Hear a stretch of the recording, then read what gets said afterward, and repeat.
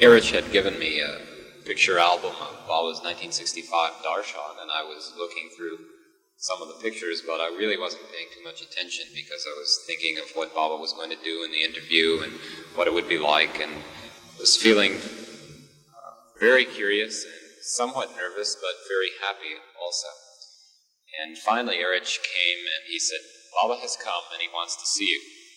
And so we walked down the hall, and as we walked down the hall, Erich said, "Baba is not going to give you darshan, and you should not touch his feet or prostrate yourself before him or any of these formalities." And to me that felt fine because I really didn't feel comfortable with those formalities anyway. And but Erich said, Baba may embrace you if he feels like it. All this was fine to me because it was what I was feeling anyway.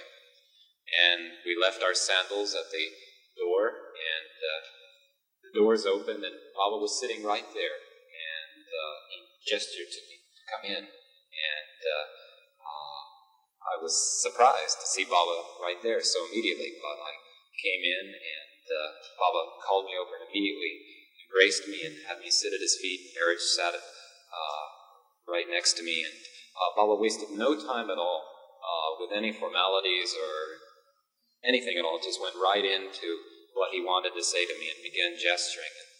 The first thing that I was taken by when Baba did begin gesturing was the beauty of his gestures. They were just so graceful, so wonderful. Wished I could have just watched his hands and not had to worry about anything else going on in the conversation. It was so beautiful. Baba gestured so quickly, and an entire sentence came out. It was really very surprising to me. I don't believe I'd ever seen any movies of Baba, so I'd never seen Baba in motion. I'd seen pictures of him, still pictures, but I had never seen Baba gesture before, and it was just breathtaking to watch him do that. And he wanted to know if I had known Richard Albert, and this was a very surprising question for me because I hadn't thought about Richard Albert or things in the States very much at all for the few months I had been in India. And it was a logical question to ask me because I had gone to Harvard and came out. Baba knew that I had taken drugs, although we had had no communication about that. And so he was wondering if I was part of this community which had been experimenting with drugs and which was interested in mysticism and so forth. And I said, "No, Baba, I don't know Richard Albert, but I do know who he is." And Baba said that he had gotten a letter from Richard Albert saying that he was going to stop taking drugs at Baba's request. And Baba said this made him very happy. And Baba was obviously, visibly happy that Richard Albert was not going to take drugs. He really cared for Richard Albert and was delighted that he was not doing this. And Baba looked at me and said, "Don't take drugs." And at that moment I felt completely transparent. Baba could see right down to my inner being. But I felt, at the same time that I knew Baba could do that, I felt that it was all right. I could trust Baba. I could feel safe. He knew everything about me, but he was completely loved. Then Baba asked about Robert Dreyfus. Had I seen Robert when he came back to the States? Did our paths cross when I left for India, and so forth? And I had not seen Robert, and the last I had heard of him was his postcard when he had met Baba, and so we had had no contact. Then Baba asked me, "Well, where was Diana? What happened to Diana?" And I said that Diana had gone back to work, and Baba said this was good, but I was the far more fortunate, and I felt that myself as well. And then Baba had Stay with God, and not. In fact, I don't know if I'd heard of it at that time. And Baba had me turn around, and there in the back of the room behind me was Francis with a bunch of the other Mandali, and Baba introduced us and had me turn around again, and then Baba told me to read Stay with God. And at that time I began to get a sense of the rapport that Baba had with the Mandali in the back of the room.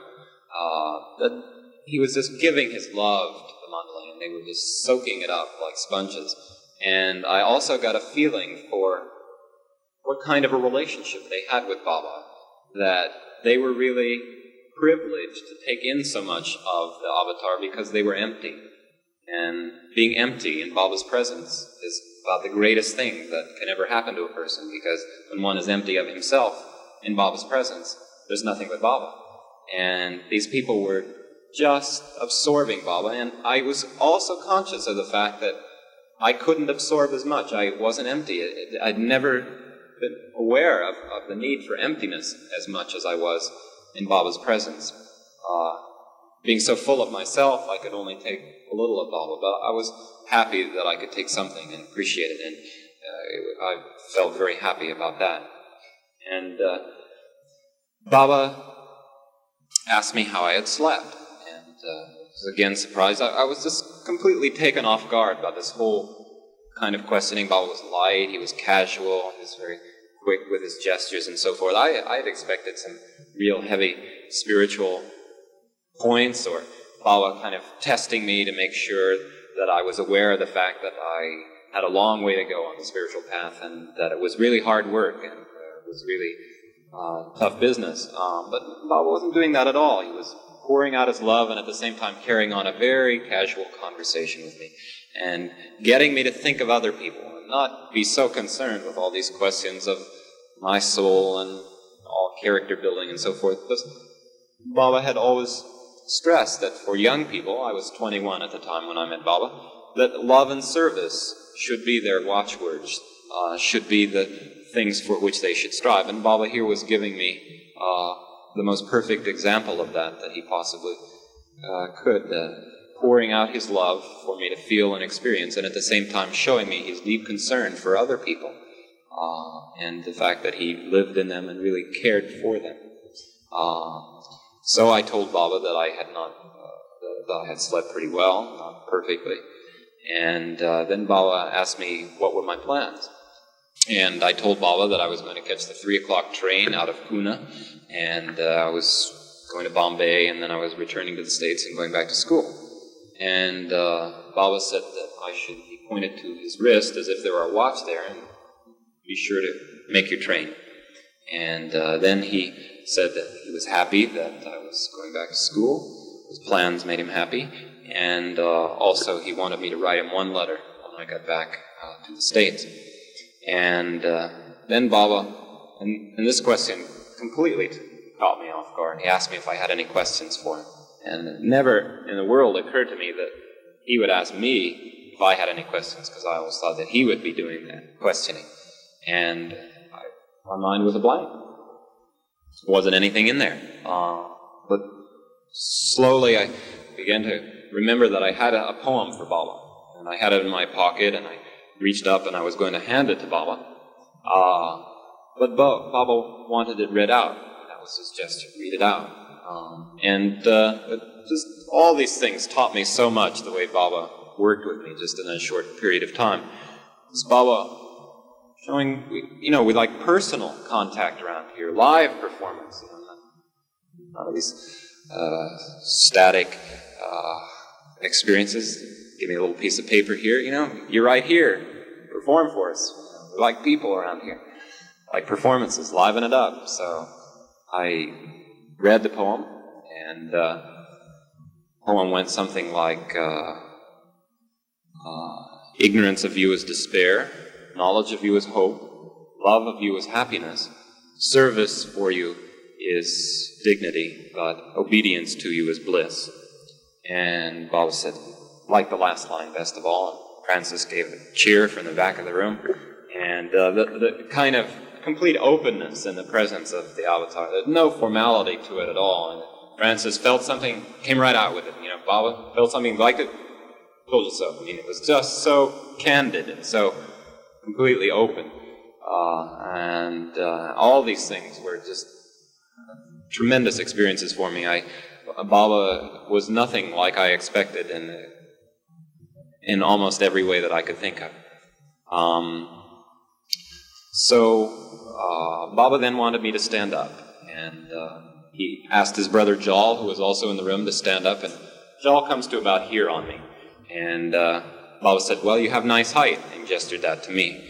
And I was a little bewildered. I mean, here the avatar is sort of telling me that I have nice height. It's kind of a comment that maybe your Aunt Mary makes, you know, my, such a nice tall boy you have, Mrs. McGrew, and that type of thing. And it really just completely astonished me that Baba, you know, could talk about such small things and little things and do it with such love, and at the same time astonished me that, you know, the 5 minutes was going by and I'd expected Baba to dwell on heavy spiritual things or, you know, some really pithy remarks or poetry or something, but, you know, Baba wasn't doing that at all. And then he said that he wanted Jal to show me around and that the townspeople would get quite a kick out of seeing a tall Indian, tall American and a short Indian. And Francis said, well, Baba, that's the long and the short of it. And, you know, so to the casualness and everything, Baba was adding corn.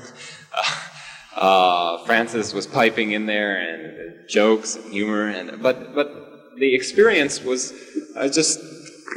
Baba was loosening me up in about every possible way that he could. I mean, because not only was he getting me to laugh and getting me away from being serious and everything, but he was also sharing the tremendous warmth that was felt among the people there. Because it was the type of humor that you use when everybody's intimate with each other. You know each other well. Everybody knows that everyone else loves him, and so you feel free about making jokes about the other person, which to some extent might be sarcastic, but among people who know that they all care for each other and love each other, it's family humor, it's warmth, and Baba was including me in the family by sharing some of that family humor, and he was also showing me that sarcasm comes only when the other person doesn't feel that you care for them. But when the other person knows from the heart that you really love them, then you can feel free about making jokes. And he was showing me how to use humor and how to relate to people in that vein. So I was just at the point where I was expecting Baba to be totally casual and completely conversational. And Baba says, you know, I'm as soft as butter, but as hard as steel. And when you expect the steel, he gives butter. And when you expect the butter, he gives you the steel. And so I was expecting Baba's casualness and warmth. And then Baba, in much more pithy, cryptic form than I had ever expected, told me what he wanted to tell me. And the first thing he said to me was, what you are looking for is God. And you will find God inside yourself. God is not restricted to my physical form. And that just completely overwhelmed me because I hadn't thought of myself as looking for God. I had thought of myself as being interested in Baba, wanting to obey Baba because it would somehow be the best life that I could live. I didn't really understand myself as striving for God or seeking God, and it was just overwhelming. Baba was saying, you know, here is the goal, way up here, inside you in your heart. It's the ultimate goal. You should strive for that consciously. And furthermore, don't think that just this physical form is God. God is really in your own heart. And then Baba said, and you should remember it, that God is inside everyone and everything. And then Baba said to me, and if you're true to the last line of your poem, you will one day see me as I really am.